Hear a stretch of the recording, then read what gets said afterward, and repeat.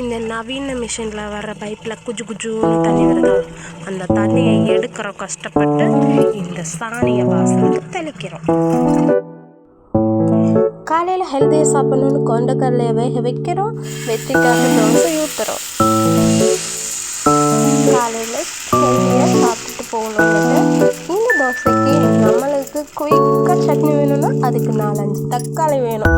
அதை கரகரன்னு அரைச்சா chutney ready. Okay, வாங்க வெற்றியை போய் பார்க்கலாம். வெற்றியை எழுப்புறோம், பல் விளக்க வைக்கிறோம். வா, பல் விளக்க. வா. ஓகே, இப்போ வெற்றிக்கு குளிக்க வச்சிடலாம். குளிச்சுட்டு ஐயா வந்து அழகாக சாப்பிட்றதுக்கு உட்காந்தாச்சு. சாப்பிட்டுட்டு ஸ்கூல் கிளம்பியாச்சு. ஊர்லேருந்து கொண்டு வந்த 3 கிளிமுக்கு மாங்காய் இருந்துச்சு, குட்டி குட்டியாக.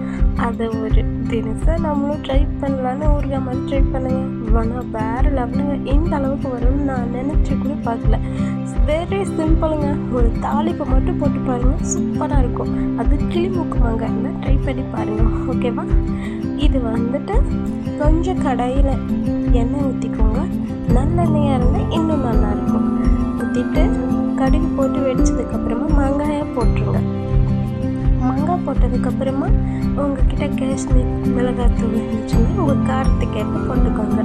தேவையான அளவுக்கு உப்பு போட்டு இந்த எண்ணெயில் இருந்த வர சவுண்டு நீங்களுமே ஸ்டவ்வை ஆஃப் பண்ணி இதை வந்து தயிர் சாதத்துக்கு, பருப்பு சாதத்துக்கு இந்த மாதிரி வச்சு சைட் டிஷ்ஷாக சாப்பிட்டு பாருங்கள். ரொம்ப சூப்பராக இருக்குங்க. இதனோட டேஸ்ட்டு வேறு லெவலாக இருக்கும். அதாவது உப்பு, காரம், இனிப்பு இதெல்லாம் என்னமோ சொல்லுவாங்களே, அரிசுவை நாக்கில் நடனமாடுது அந்த மாதிரி இருக்கும். மிஸ் பண்ணாமல் ட்ரை பண்ணி பாருங்கள். லைக் அண்ட் சப்ஸ்கிரைப் மறக்காமல் சப்ஸ்கிரைப் பண்ணுங்கள். கண்டிப்பாக கிளிமுக்கமாக இருந்தால் ட்ரை பண்ணுங்கள். அப்படியே நம்மளும் மெனக்கிடாமல் ஈஸியாக ஸ்கூலுக்கு போயிருக்கிற குழந்தைகளுக்காக ஸ்நாக்ஸு எப்படி செய்யலான்னு பார்க்கலாம் வாங்க. உங்கள்கிட்ட தோசை மாவு இருந்துச்சுன்னா அந்த தோசை மாவை எடுத்துக்கோங்க. அது ஏற்கனவே தண்ணியாக தான் இருக்கும். இதில் கடல மாவு அது இது போட்டு கலக்கணுமோ அப்படியெல்லாம் எதுவுமே கிடையாதுங்க. உங்கள்கிட்ட சோயா பீன்ஸ் இருந்துச்சுன்னா எடுத்துக்கோங்க. அதை நீங்கள் வந்து நல்லா ஊற வச்சுட்டு ஒரு 10 நிமிஷம் அந்த மாதிரி நல்லா ஊற வச்சுருங்க. அது ஊறினதுக்கப்புறமா அதை நல்லா கையாலேயே நல்லா பிழிஞ்சு எடுத்துட்டு தண்ணி இல்லாமல் எடுத்து மிக்சியில் போட்டுட்டு நல்லா அரைங்க. கொரகரப்பு தன்மை இல்லாமல் நல்லா அரைச்சிருங்க. ஓகேவா? அரைச்சிட்டு நம்ம எடுத்து வச்சுருந்த அந்த தோசை மாவில் புளிப்பில்லாத தோசை மாவு எடுத்துக்கோங்க. அதுதான் மெயினே. ஏன்னா அப்போ தான் ஸ்நாக்ஸ் சாப்பிட்றதுக்கு நல்லாயிருக்கும். ஓகேவா?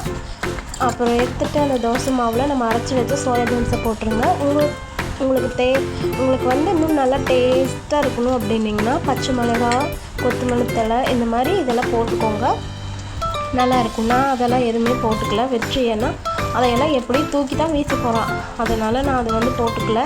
அதனால் நான் ஆனியன் மட்டும் கட் பண்ணி போட்டுட்டு கொஞ்சம் மிளகாத்தூள் போட்டுட்டு சோயாபீன்ஸ் ஆட் பண்ணி அந்த மாவோட கலந்துட்டு உப்பு கரெக்டாக பார்த்துட்டு எண்ணெயில் போட்டு பொரிச்சு எடுத்திங்கன்னா சூப்பரான ஒரு ஸ்நாக்ஸ் ரெடிங்க. நல்லா கிறிஸ்பியாக இருக்கும், மொறுன்னு இருக்கும், உள்ளே சாஃப்டாக இருக்கும், நல்லா இருக்குங்க. நீங்கள் வேணால் ட்ரை பண்ணி பாருங்கள். ஆனால் கண்டிப்பாக நீங்கள் எடுக்கிற மாவில் வந்து புளிப்பு இருக்கவே கூடாது. புளிப்பில்லாத மாவாக எடுத்துகிட்டு ட்ரை பண்ணி பாருங்கள், சூப்பராக இருக்கும். அப்படியே நம்மளோட சேனலை லைக் அண்ட் சப்ஸ்கிரைப் பண்ணிடுங்க. Tata, bye bye. கண்டிப்பாக ட்ரை பண்ணுங்கள்.